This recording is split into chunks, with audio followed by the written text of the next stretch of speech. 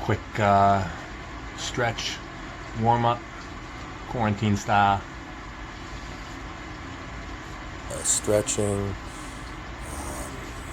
mental visualization, really overall bringing a sense of health to the involved tissues. Arm wrestling is foremost a combat sport. You're going to get banged up, no question, guys. We're hitting each other. We're fighting each other. We're trying to break each other on the competition table. Have no doubt about it. But arm wrestling doesn't always have to be nasty. I love arm wrestling in clubs with people, just nice and easy. It's probably actually the better part of arm wrestling, to tell you the truth. But I've been involved in competitive arm wrestling a long time, so I know the damage that the joints can take. It's a big factor when you say health of a joint, when you're talking about overall performance. People talk about arm wrestling, and arm wrestling is kind of a unique sport where sometimes the hardness can really work to your favor. Test your frame, right? As arm wrestlers calcify and get harder and harder, ranges typically will shrink. It's not a terrible thing in the sport, but so often the shrinking of range in these tissues coincides with a loss of health and function.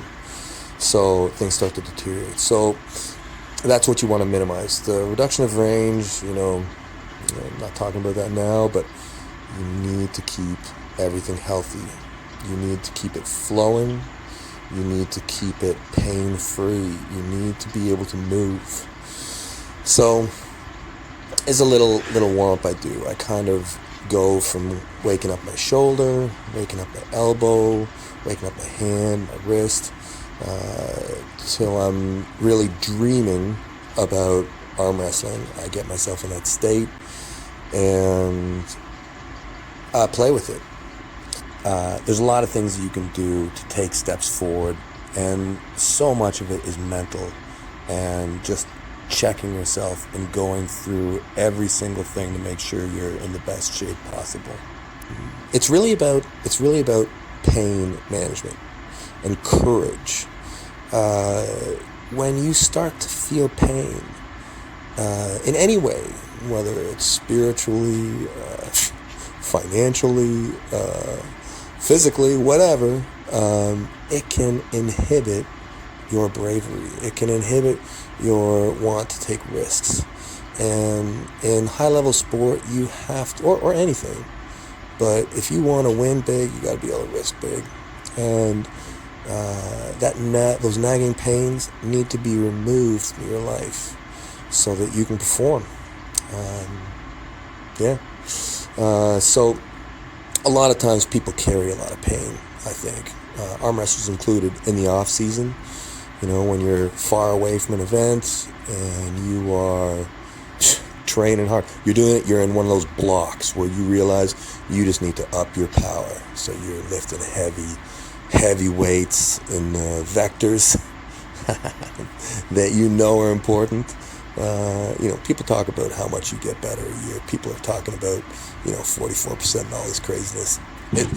Here's the thing: if you're gaining 44% in a year, you've cheated your lifts. It's inevitable. Or it's your first day ever working out. But once you're established as an athlete in a field and you're more than 5 years in, you get a few percentage a year, consider yourself doing great. People talk about 6%. 6%, in my opinion, is extremely optimistic. You get a few percentage every year, you're doing great. But after those blocks are done, after those big work pieces, it's time to come out and move. Get your feeling back so that when you get to that day that matters, You're fearless, and you can swing with reckless abandon, because that's what it's going to take. And you got to warm up your tissues in a lot of ways. You got to warm them not only up in a way that's good for you, but you have to warm them up a little bit in a way that's bad for you. And you don't ever want to hurt yourself, but you just want to be aware of all these angles and positions. So you kind of move through everything, move through the entire range of options.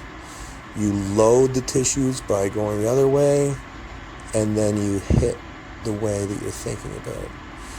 Both directions, finding your center, inside, outside, opening, closing. And this is going to push fluids. It's going to push focus. Your body, your future is controlled by what you're dreaming about. And you need to get right in there with your mind. You need to get right into your dream and make it take life. You need to see it. You need to fix it. You need to make things come about. And this is what visualization is. It's time spent actively thinking about a problem. It's facilitated by many through movement. If you get to a place where you're dreaming with your eyes open, congratulations. I get there on occasion. But the dreams that I want, sometimes I need to keep my eyes closed for a while. But anyways, guys, I hope you're getting something from this. It's something that I do as much as I can. Life is a balance between hard work and knowing what your dreams are. Anyways, it's like a little set. Quick little warm-up. All you need is a dream.